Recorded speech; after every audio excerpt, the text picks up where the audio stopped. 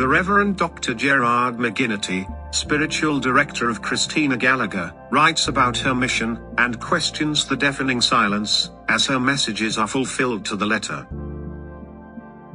Day by day, fresh events continue to pile up. Proof upon proof, powerfully fulfilling every single message received by Christina Gallagher for the world. From the very beginning of the apparitions to her, of Jesus and his blessed mother, the most recent being the plan to have a one-world church which would not be of God. This statement, opposite, expresses precisely what Christina, as a lone voice, has tirelessly kept repeating over several years, and which, like everything else she has received, was printed and published at the time it was given. As far back as November 20, 1992, Christina was first made aware, by Our Blessed Lady, of the work of Antichrist, raising himself up and gaining control, through the unity of the EU.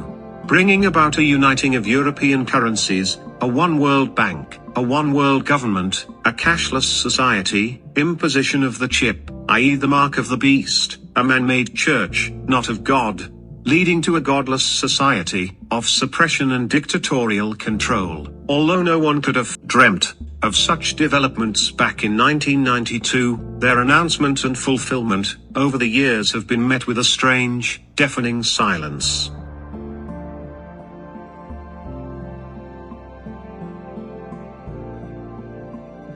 What is intriguing in all this time is that, despite each of these truths being perfectly fulfilled exactly as given so many years beforehand by Christina, she has never been acknowledged in justice and honesty as the bearer of such vital truth. Why is she so blatantly denied the credit due to such an important work of God? One has to ask why?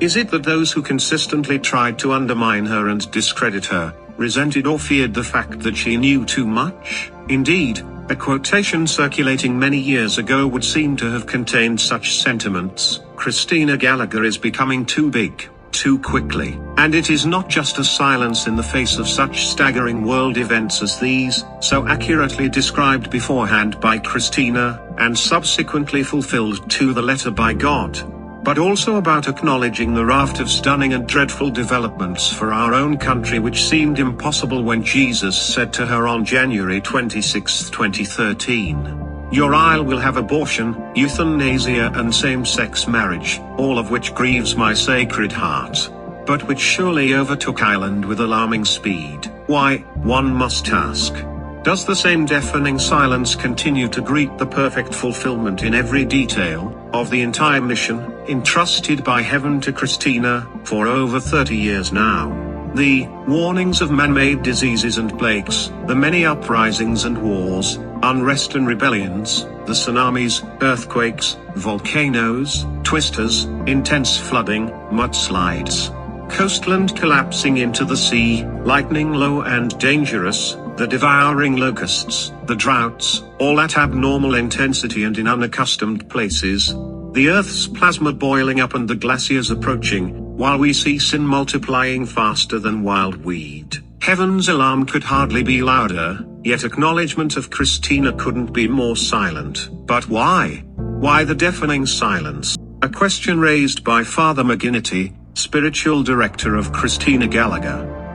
For more information about the experiences of Christina Gallagher, visit www.christina-gallagher.org. Her messages continue to be fulfilled.